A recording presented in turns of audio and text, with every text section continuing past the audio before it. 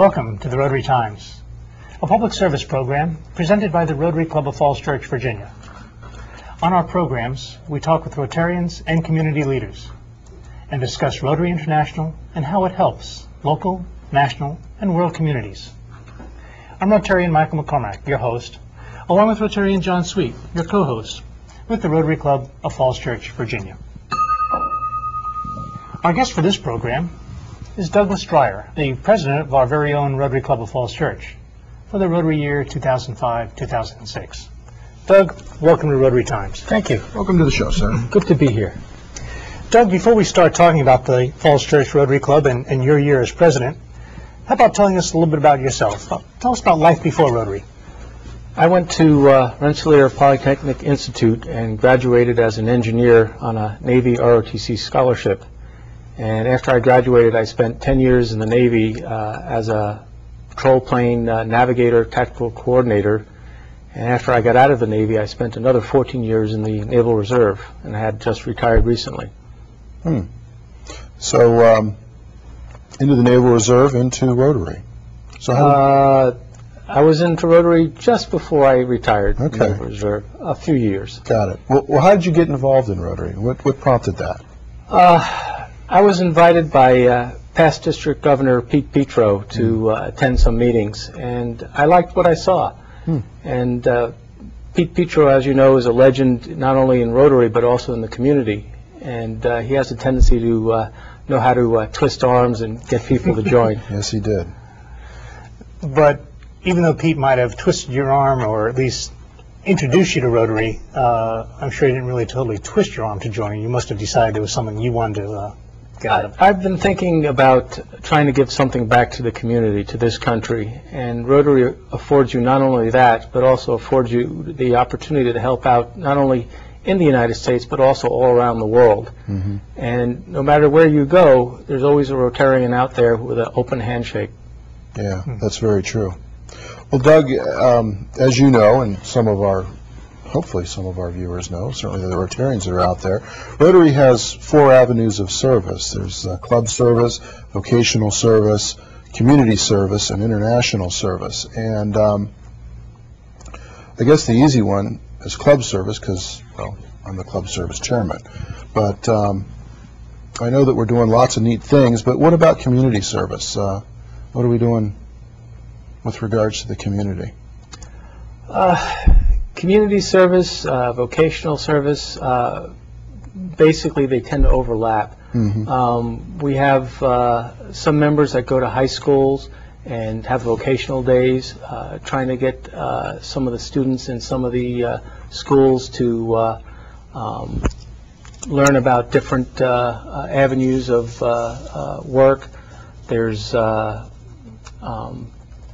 international service where we've helped out with Polio Plus, and we do more than just Polio Plus. We've teamed up with a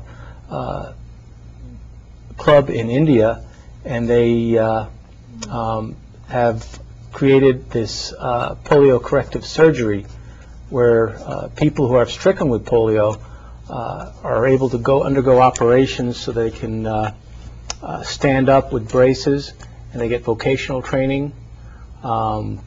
One of the other things we do for the community is the Memorial Day Parade. It's always a big one. We help with street cleanups. Yep. A lot of our members attend that, and that's a fun time, believe it or not. It is, isn't it? And then there's this program here. That's true. That's true. Doug, you mentioned the Memorial Day Parade. Now, our club does a lot of different things associated with Memorial Day Parade. We know it's not only one of our big fundraisers, but we get involved in some of the other things in the community organization and setting up of it. As in, we have a float in the parade. Each year we have a different theme for the float. Even though we use pretty much the same float, we were able to customize it for the theme of the year. A couple of years ago it was kicking polio, so we created a boot to kick polio. This year we had a birthday celebration, so it was celebrating Rotary's 100 years. And we had basically a cake-like theme. Yeah, Well, and I can say even for club service, I know that as club service chairman, a lot of it has to do with fellowship. And I mean, we've got your presidential picnic coming up. We have got and actually we've just had things like a concert in the park, of which you were a big help. That was actually just as you were making the transition. But I think you would certainly agree with me that one of the big things with Rotary and one of the big things with club service is, of course, that aspect of fellowship, bringing Rotarians together and bringing them in so that it's more than just working with somebody on a project. It's more getting to know the individual and the person and the family. Exactly. One of the things that keeps people in Rotary is that fellowship. It's easy to get somebody to join, but how can you get them to stay? How can you get them to do the work, do the service, you know, in both the community and internationally and vocationally? It's this fellowship that you've described. And again, because of our diverse background in our club, I find that there's more room to learn about other people, other cultures, and just even about our own country. Because you get to look at this country through people's eyes that haven't been born here. And I find that's, you know, very enjoyable and very enlightening. Doug, there's another aspect of club service that before you were club president, you were probably the one of the key people involved in this. And I look at one of the things with club service is all the peripheral things around our club meetings, specifically the speakers that we have at our meetings. And luckily we're in a geographic area that allows us to have quite a diverse group of different types of speakers. Tell us about some of the things that you instigated to try to one of the things that get more speakers. Get more speakers is right. Again, one of the things that's nice about Rotary is that there's something different each week at the meeting. Right. If it was the same old thing every week, nobody would come because it would get old. And one of the nice things about our club is, again, like you said, we live in the Washington area and we're able to find good speakers. We've had state senators from Virginia. We've had people talking about Turkish history. We've had people talking about deaf and the deaf colleges that are in the local area.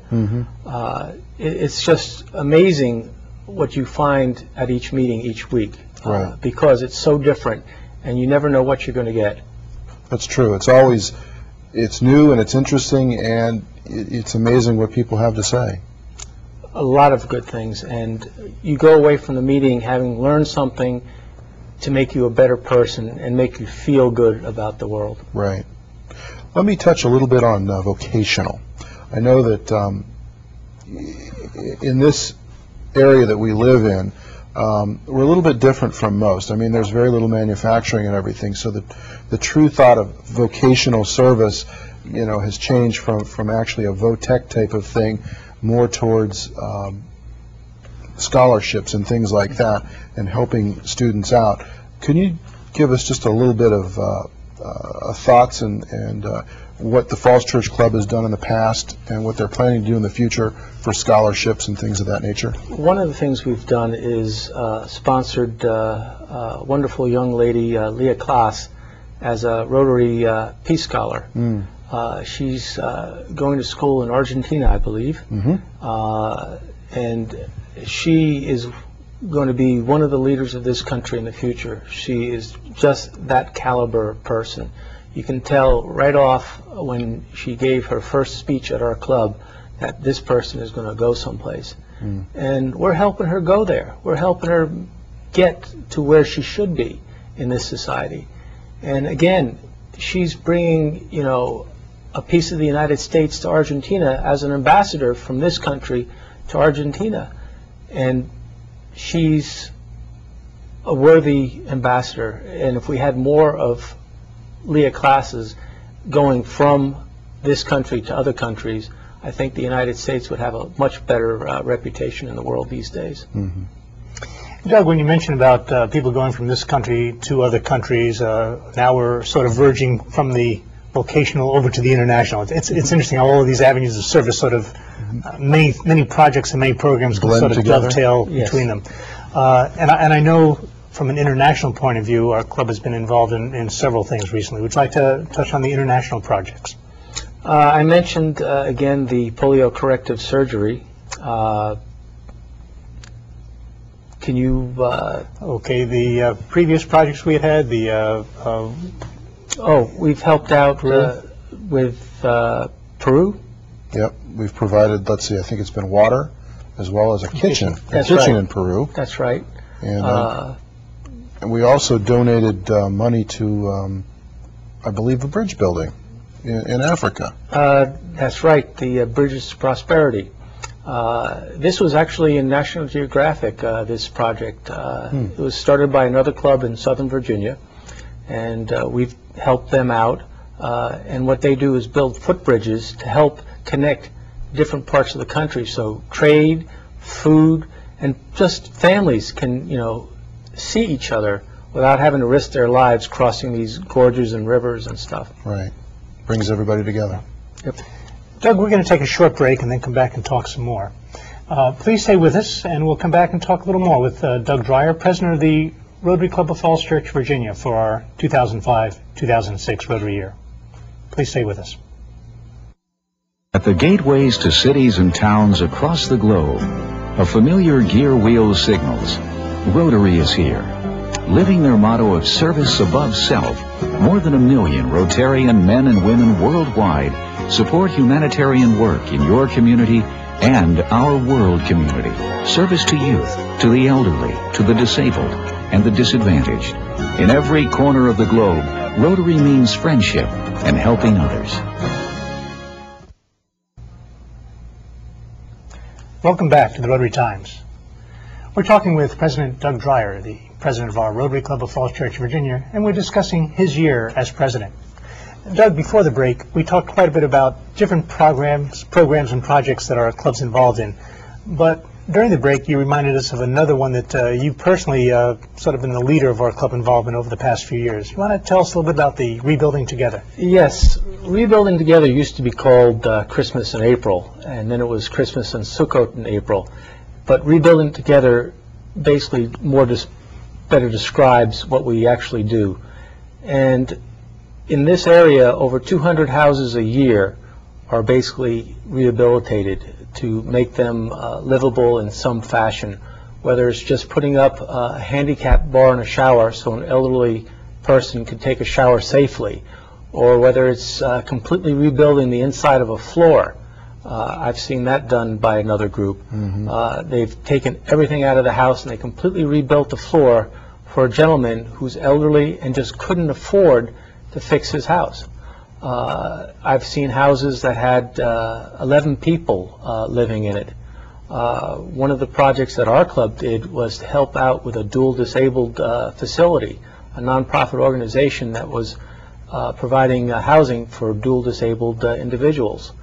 And one of the things that I learned from that is how much it meant to them. These people have severe handicaps. And as I'm packing up my tools, they're out there and they're looking, and one individual didn't say a whole word the whole time we were fixing the house. And as I'm packing up, he said, "Can I help?" And it made such a difference in his life. And that's the thing about Rotary. You can make a difference in somebody's life. One of the other things we're doing with the Rebuilding Together group, RPJ Housing is the coordinator in this area, and they're a wonderful group. We've created a centennial project for our Rotary Centennial Project of installing a playground in one of the RPJ-owned housing developments. It's low-cost housing for people in this area. And they were able to get a playground from Arlington School Systems that Arlington was just going to bulldoze down. And we were able to get the local playground equipment manufacturer representative to help install it and create a safe environment for this housing development that didn't have anything for the children. And now all of a sudden the children have some place to play where the parents could keep an eye on them safely. Right. And that's the important thing, doing something for the kids and having them safe. Well, I know that with that project, we actually named that park after Pete Petro.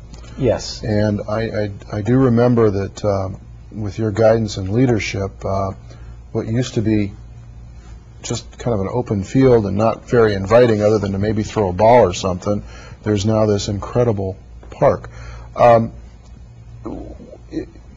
In pulling that together, what was your feeling towards the impact that our club made, not only with the community but with RPJ housing?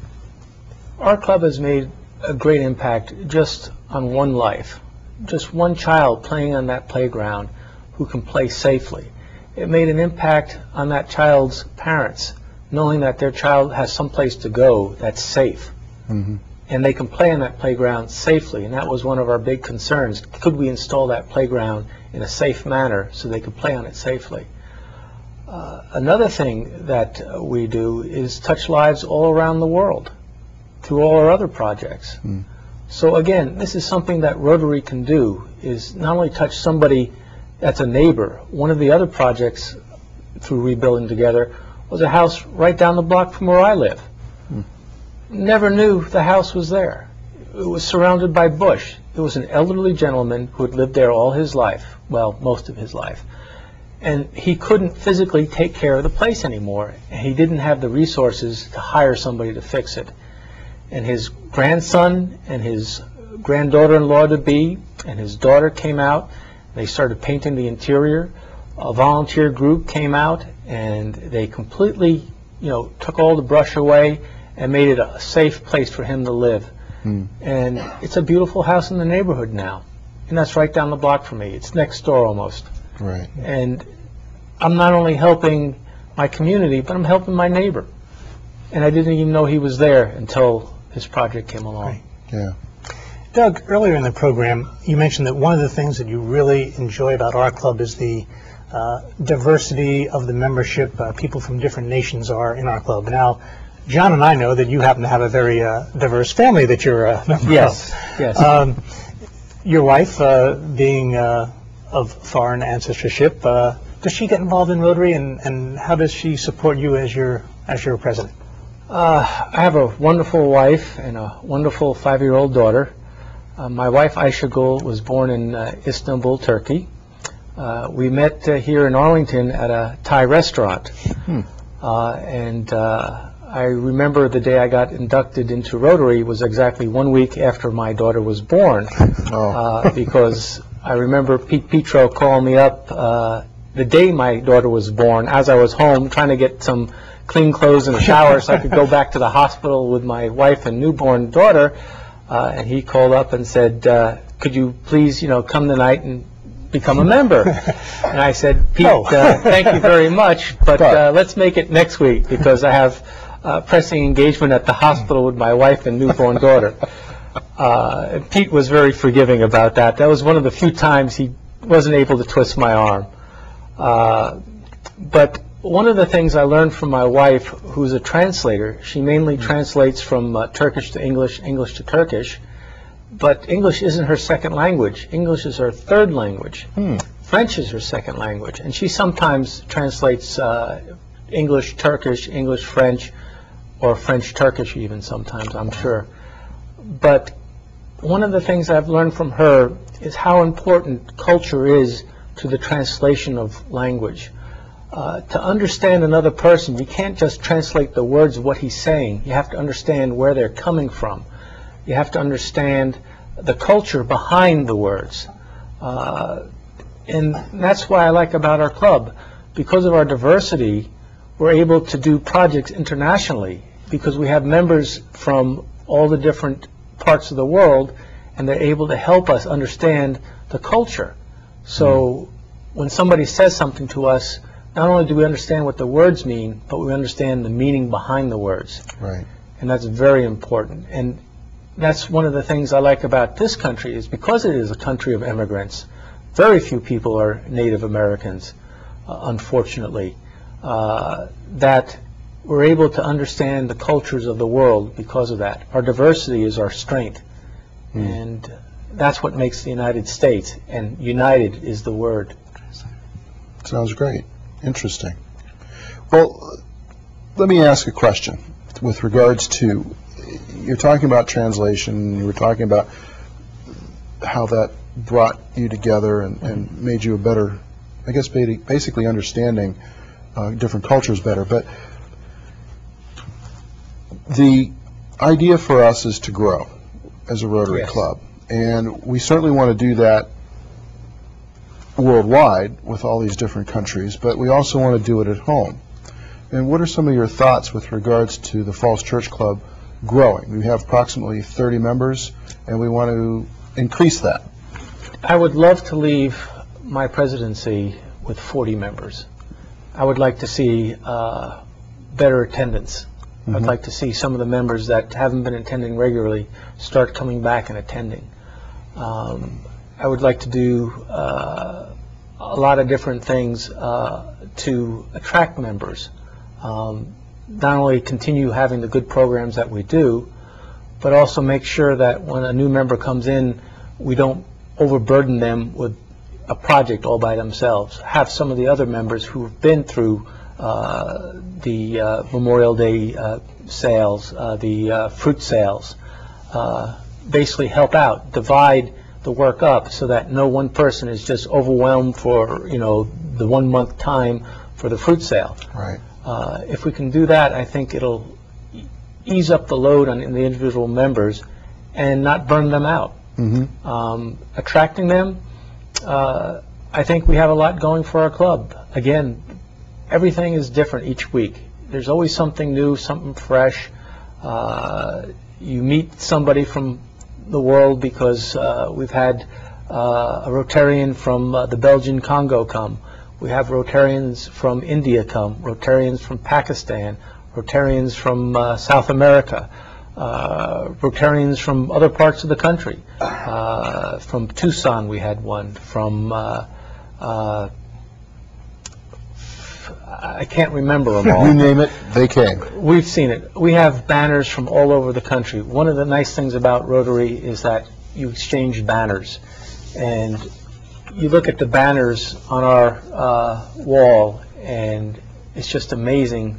You know, the whole world is there. True. Very true. The whole world. Doug, getting new members is certainly one big thing, but another thing is retaining members. Thoughts and words on how we can try to retain a member once we get them in the door and once they become a member? Retaining members is hard. You can twist somebody's arm and you can get them to join, but you can't twist them enough so that they stay and participate.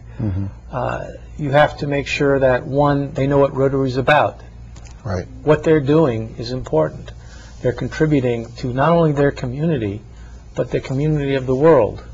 One of the other things we do is, again, the diversity of our programs, being able to make sure that we have something fresh each week. The other thing, as I mentioned before, is not burning out an individual, making sure, because this is Washington, everybody doesn't even have enough time for their own family, let alone for Rotary. Right. But Rotary is also family, and we try to get the families involved too. And that's something I'd like to see more of, basically, so that they don't feel they're missing their family. Sure. Well, along with that, you know, Rotary has the slogan of the motto of service above self. Can you kind of give me a little idea of what service above self means to you? Service above self,